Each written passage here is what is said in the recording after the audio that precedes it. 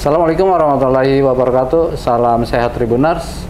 Kembali lagi berjumpa bersama kami dalam program Depok Hari Ini. Depok Hari Ini kita bersama General Manager PLN Unit Induk Pusat P2B, Pusat Pengatur Beban. Pusat Pengatur Beban Jamali. Jamali bukan nama orang tuh. Jawa, Madura, dan Bali. Assalamualaikum Pak Munawar. Waalaikumsalam warahmatullahi wabarakatuh. Dipanggilnya Kang Munawar atau boleh, Pak? Kang Munawar boleh, Pak Munawar boleh. Kayaknya enakan Kang Munawar gitu. Mangga, silakan. Karena masih muda. Saya juga masih muda. Kang Munawar sehat? Alhamdulillah Pak, sehat. Alhamdulillah ya. Hari ini kita akan bicara tentang sejarah dan apa manfaatnya PLN P2B Gandul Depok gitu ya? Ya, betul. Kayaknya keren nih kalau kita gali lebih dalam nih. Kang, bisa diceritakan nggak sih sejarah berdirinya PLN 2B Gandul Depok ini? P2B Gandul ya. Mungkin sebelum sejarah saya cerita apa tugas kami gitu ya. Oh, boleh, boleh. Lebih mudah gitu ya. Dipahaminya. Jadi kami disebutnya Pusat Pengatur Beban itu ya. Pengatur kalau beban. paling mudahnya itu. Kalau bahasa Inggrisnya Control Center. Oh, gitu ya. Center. Jadi di mana-mana di seluruh dunia di mana ada listrik, di situ ada yang mengendalikan listriknya gitu ya. Jadi tugasnya kami adalah mengendalikan listrik yang dari pembangkit-pembangkit disalurkan ke transmisi. Yang Bapak Ibu kalau lihat di jalan ada tiang-tiang listrik yang besar gitu ya. Ya, ada yang tegangannya beda-beda, yang besar, ada yang yang menengah gitu ya. Kemudian disalurkan ke distribusi yang Bapak Ibu lihat di jalan-jalan itu ada tiang listrik gitu ya. Pinggir jalan, kemudian ke rumah-rumah ada yang kabel hitam-hitam ya. Ya, kami tugasnya di sini adalah mengendalikan listrik dari mulai pembangkit yang tersebar di seluruh Jawa dan Bali ini gitu ya. Kemudian kita salurkan ke transmisinya untuk kita kirimkan ke teman-teman yang didistribusi. Nah, tugas kami hanya sampai situ. Di sisi distribusi nanti tugasnya teman-teman distribusi itu mendistribusikan listrik kepada konsumen-konsumen. Ya. Pengatur beban. Pengatur beban. Jadi ini kalau ibaratkan rumah tangga, ibunya yang menampung beban, yang mengendalikan rumah tangga ya ibu. Berarti listrik dari pembangkit listrik yang ada di seluruh Jawa Bali, datang dulu ke sini nih. Bukan datang dulu, kami yang atur saja. Oh, diatur aja. Jadi bukan pusat ya? Bukan pusat ya. Saya pikir listrik yang dari pembangkit listrik dikirim ke sini, di sini yang nyebarin gitu. Tidak. Jadi gini, kita tuh punya jaringan listrik yang terhubung dari se-Jawa Bali ini dari mulai ujung sana di Anyer di Banten gitu ya, Suralaya sampai ke Paiton di Jawa Timur, sampai ke ujung Jawa di mana? Di Banyuwangi, sampai ke ujung Bali yang di Amlapura tuh di daerah Bali Timur gitu ya, sampai ke ujung Madura di Semenep gitu ya. Di sini yang ngaturnya? Di sini yang ngaturnya gitu. Jauh-jauh ya kita ke Bali ke ini ternyata di sini ya? Iya. Ternyata luar biasa. Nah, ini boleh tahu nggak berapa kilowatt kali ya? Iya. Oke. Kalau itu mungkin listrik atau kita biasanya kita kuantifikasi dalam bentuk kemampuan dayanya gitu. Kami saat ini mengelola sekitar 48 ribuan megawatt ya. Oh, megawatt. 48.000 megawatt. Konsumsi listriknya tertinggi di tahun ini 34.000. 34.000 megawatt. Masih ada capacity yang masih bisa kita salurkan untuk pertumbuhan ekonomi. Jadi orang membutuhkan listrik gitu ya untuk ekonominya, mau nyalain mesin, mau berjual beli di di restoran menggunakan listriknya masih cukup tersedia. Kami akan bangkitkan pembangkit yang ada di seluruh Jawa Bali ini dengan tujuan satu, Pak, andal layanannya tidak sering padam-padam. Yang kedua, biayanya ekonomis. Yang ketiga, layanannya kualitasnya tercapai. Itu tidak ada gangguan di listrik yang sering-sering, tapi harganya sesuai harga pemerintah. Gitu. Ya. Wah, ini Kang Munawar nih orang penting nih sampai Bali nih. Ya, hanya untuk listrik saja. Iya, listrik kan kebutuhan utama soalnya. Betul. Tanpa pengendalian yang baik, yang disiplin mungkin ya. Betul. Saya pikir masyarakat di bawah mungkin tidak akan terpenuhi gitu ya. Yang menarik nih, ini Kang Munawar ini orang penting yang mencerdaskan kehidupan bangsa nih, ya. Insya Allah, amin. Iya kan, terus terang, iya kan. Terus terang terus. Terang terus.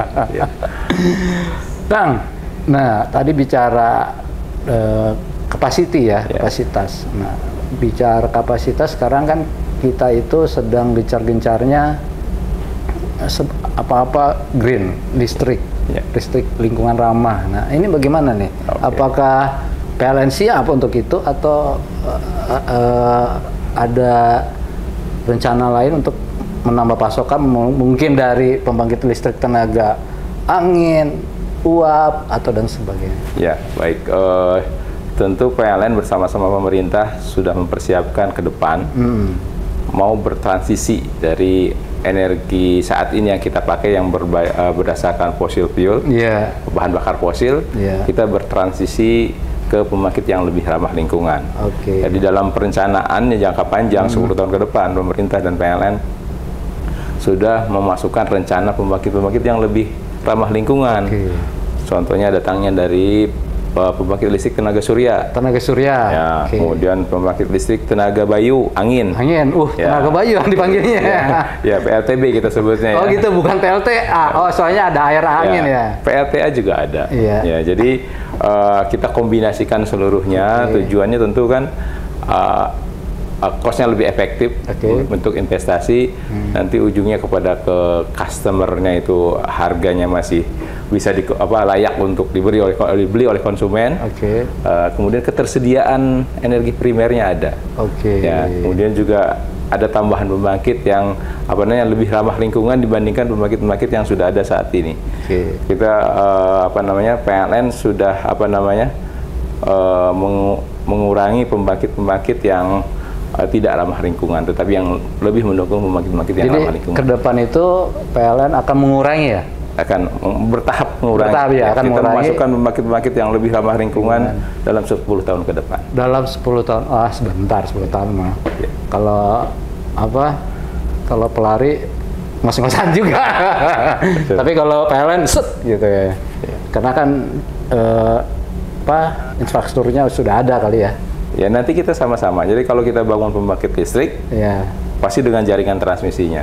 Nah, jaringan transmisi pasti harus disalurkan ke distribusi kan. Kita buat juga gardu-gardunya. Jadi semua kebutuhan listrik di Jawa Bali ini nanti bisa terpenuhi. Gitu ya.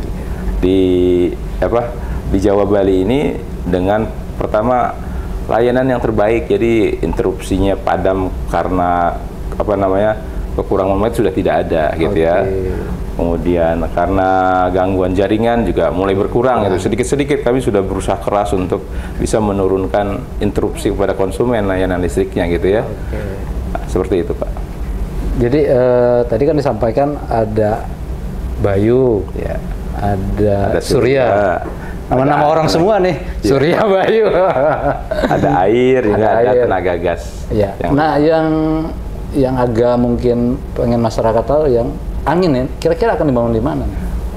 Jadi ada beberapa proposal sih ya.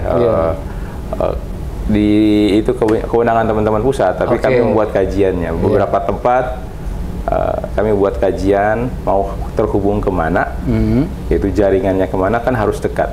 Tidak serta-merta harus dibangun di sini dan di sini. Kita memastikan bahwa kalau dihubungkan ke satu gardu atau ke satu jaringan transmisi, apakah kapasitasnya cukup atau tidak? Berarti kalau kita pasang di satu tempat, gitu ya, maka harus kita pastikan bahwa tidak sampai kapasitinya kurang overload, berlebihan, gitu ya. Kalau kurang kita tambah transmisinya, atau kita perkuat kapasitasnya, perlebar kapasitasnya gitu.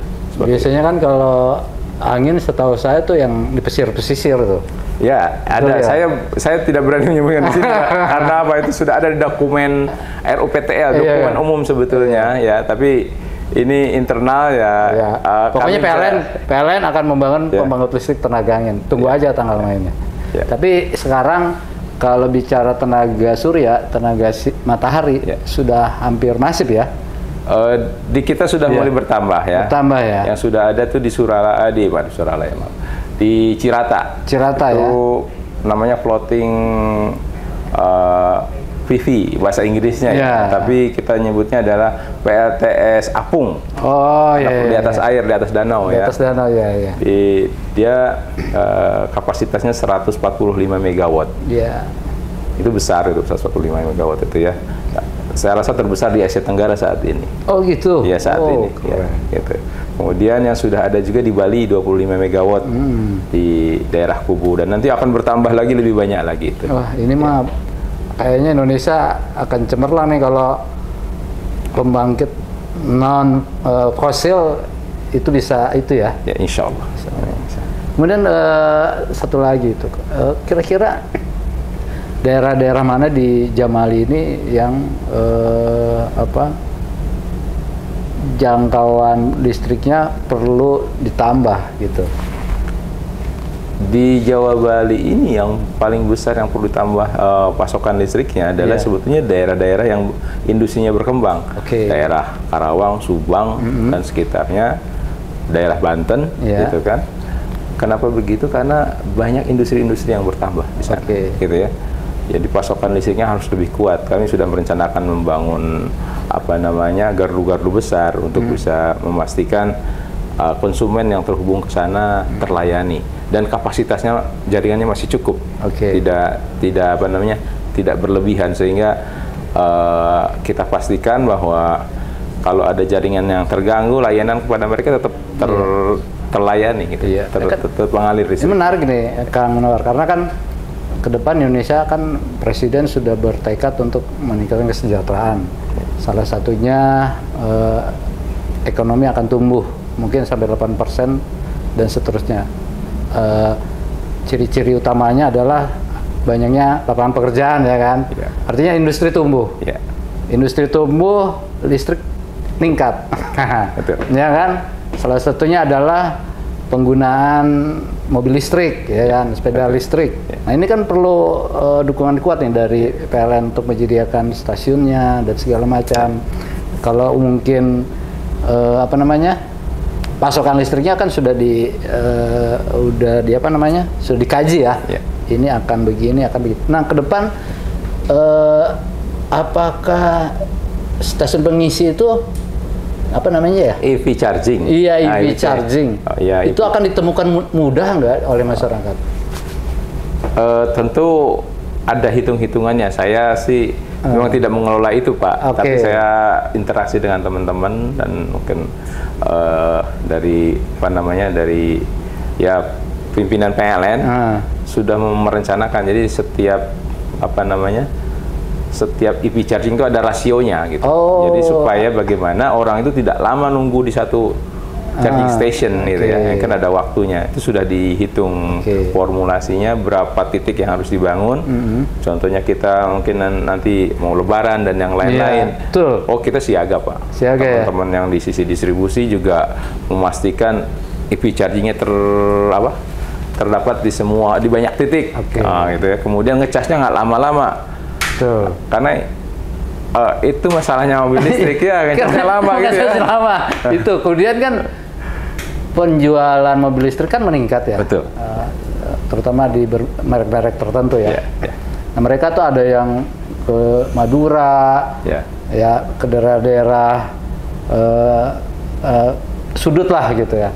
Yang agak bingung, gue mau ngisi di mana ya gitu. Itu nggak usah khawatir, nanti kalau Bapak Ibu pakai aplikasi PLN Mobile, itu sudah ditunjukkan. Bahkan kalau kita perjalanan dari Jakarta mau ke daerah Jawa bagian timur, itu yang Jawa Tengah, Jawa Timur, dan itu ada trip planner gitu. berapa kilometer saya mau ngecas di mana gitu. Berapa kilometer sudah ada kalendernya gitu. Jadi jumlah EV chargingnya disiapkan supaya orang tidak tunggu lama, karena mungkin walaupun ada yang fast charging, ya. Tapi kan tetap butuh waktu. Tetap butuh waktu. Apalagi yang chargingnya yang home charging, Bapak Ibu yang punya mobil home charging ya. Dari jam 10 sampai jam 4 kan lumayan itu. Lama sekali. Kalau Bapak rest di area 30 menit itu kelamaan. Iya, betul. Mungkin orang jam. Ya ke toilet, kemudian sholat dulu, break dulu, baru pergi lagi. 1 jam pun terlalu lama, mungkin 30 menit itu cukup. Kita lihat aja nanti, pasti di lapangan PLN sudah siap-siap menyiapkan EV charging. Jadi ada nanti di Idul Fitri nanti masyarakat nggak usah khawatir, terutama yang mempunyai mobil listrik gitu ya, bahwa PLN akan mengantisipasi dengan penambahan apa namanya? bahasa Depok saya lupa apa nih? EV charging. SPKLU, stasiun pengisian kendaraan listrik umum. Stasiun pengisian kendaraan listrik umum. Iya. Gitu. Jadi jangan khawatir, pokoknya mudik-mudik aja lah, aman gitu. Kang Munawar, nah sekarang nih kantor pusatnya ini kan ada di Depok nih. Iya nih, kita sama-sama Tribun Depok ya. Iya, Tribun Depok. Apa nih kontribusi dari PLN sendiri untuk Kota Depok? Apalagi saya dengar kan katanya Depok ini mau bikin pembangkit listrik tenaga sampah. Apakah bisa direalisasikan atau tidak? Iya, tentu kami memang berlokasi di Depok ya, di di Kelurahan Gandul, Kecamatan Cinere ya. Ini ada satu perusahaan yang di daerah sini yang besar lah ya, karena memang ada tiga entitas PLN di sini ya, unit di bawah PLN. Kami pusat pengatur beban dan rekan-rekan dari Transmisi Jawa bagian Barat juga sama lokasinya di sini, dan juga teman-teman unit induk proyek Jawa bagian Barat juga di sini. Jadi tentu dalam hal dalam hal menyumbang mungkin pajak dan yang lain-lain ya, transaksi yang ada di sini juga pajaknya dinikmati warga diambil oleh mungkin pengelola pajak di Depok. Pasti saya tidak tahu proses di sananya ya. Jadi karena memang ada proses bisnis yang di sini gitu ya, PPH dan yang lain-lain. Saya pikir Pemkot Depok sudah komunikasi nih, saya mau bangun pembangkit listrik tenaga sampah nih, gimana? Bisa apa enggak nih? Gitu. Sudah ada rencana memang, gitu tapi beberapa tempat saja dulu gitu ya. Oh gitu. Dan mungkin saya tidak bisa cerita di sini gitu ya, karena tapi tapi sudah komunikasi ya.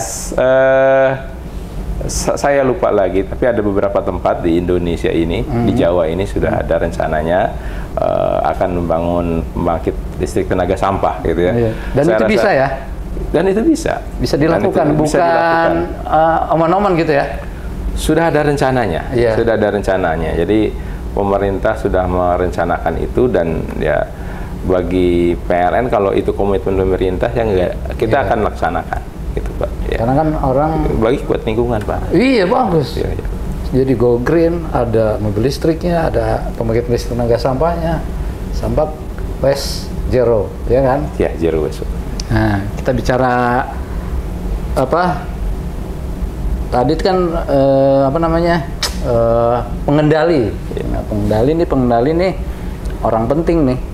Apalagi di Jakarta ada Istana Negara. Pasti harus terpenuhi. Nah, pertanyaan saya adalah wilayah mana Pak yang konsumsi listriknya paling tinggi? Pasti saya bilang Jakarta. Betul Pak, Jakarta. Jakarta itu wilayah yang paling besar konsumsinya. Jadi saya bisa urutkan Jakarta dan Banten, itu kan kami satu wilayah. Kami punya cabang kami di kantornya di Cililitan, mengelola listrik yang ada di daerah Jakarta, Banten dan sebagian Jawa Barat. Itu paling tinggi sendiri konsumsi listriknya. Jadi teman-teman di sana memastikan bahwa listriknya tetap menyala di sana, gitu ya. Harus ya. Harus tetap menyala. Karena apa? Listrik itu kan perlu dipelihara, Pak. Betul. Kalau Bapak itu kayak perusahaan PDAM, ada pipa bocor, gitu ya. Mungkin ada pompa yang rusak, tapi kan konsumen nggak boleh dapat air, gitu ya. Betul. Sehingga sama kayak listrik. Jaringannya harus dipelihara, transmisinya harus dipelihara. Ini kami memastikan. Silakan teman-teman yang di lapangan lakukan perbaikan, konsumen tidak boleh padam. Kalau memang itu tidak bisa, dipilihlah yang paling sedikit padamnya, Pak, dan paling cepat padamnya itu. Paling sedikit dan paling cepat. Itu aja, Pak. Jadi kita berusaha menjaga listrik itu tetap menyala kepada konsumen. Kita memastikan dari pembangkit-pembangkit. Kalau kita analogikan, saya juga bisa analogikan mungkin seperti ini. Kalau di pesawat itu, pengatur pesawat itu ya, airnav gitu. Airnav ya. Pesawat boleh terbang kemana saja tujuannya, tapi yang ngatur kapan boleh take off, kapan boleh landing, jalurnya kemana, itu dari airnav gitu kan. Sama kereta api, ada dispatchernya juga, gitu ya. Kapan kereta ini mau pergi, dari mana kemana, yang ngatur lalu lintasnya itu di PT KAI juga ada. Nah, sama kami ini analoginya seperti itu. Listrik itu datangnya boleh dari pembangkit yang ada di Suralaya, datang dari Paiton, datang kemarin tadi saya cerita di PLTS Cirata yang Apung, PLTS Apung, semua masuk ke jaringan. Kami memastikan bahwa pertama tidak ada jalur listrik yang berlebihan, overload. Semua listrik itu aman. Kalau ada kena layang-layang itu kan di jaringan, hanya minta tolong pada masyarakat ya, yang jangan main layang-layang berdekat dengan jaringan listrik. Apalagi sutet ya. Karena itu akan mengganggu jaringan transmisi dan bisa menyebabkan padam yang luas. Jadi minta tolong pada masyarakat yang di Depok atau mungkin secara nasional, jangan bermain layang-layang yang berdekatan dengan jaringan transmisi, supaya jaringan transmisi aman, kemudian rumah-rumah tidak terganggu dan ekonomi juga tidak terganggu listriknya. Gitu ya. Kayak saya tiba-tiba, kok mati ya? Lagi ngetik gitu. Nah, tidak akan terjadi lagi ke depan, karena kan Kang Munawarin akan memastikan pasokan listrik tetap aman, tersedia. Nah, tadi Jakarta nomor 1, Banten nomor 2, Jawa Barat. Disusul Jawa Barat. Jawa Barat, kemudian Jawa Timur. Jawa Tengah. Baru Bali. Berarti Banten kedua tetap. Saya karena hitungannya secara grup gitu ya, Jakarta dan Banten itu satu wilayah kerja gitu. Kalau Jawa Barat paling banyak konsumsinya wilayah mana? Daerah Karawang, Pak. Karena industri. Iya, industri situ. Cikarang dan sekitarnya itu yang paling besar di situ. Saya pikir Bandung. Bandung juga lumayan, tapi industrinya kan tidak sebesar yang ada di sana. Gitu. Daerah Cibatu, daerah sekitaran situlah. Banyak pabrik-pabrik di situ. Jadi makin tumbuh industri di suatu wilayah, maka konsumsi listrik juga semakin tumbuh atau semakin tinggi. Saling mengikuti ya, supply demand. Betul. Tribuners, demikian bincang-bincang kami. Assalamualaikum warahmatullahi wabarakatuh. Terima kasih, Kang. Atur nuhun, Pak. Download Tribun X sekarang. Menghadirkan lokal menjadi Indonesia.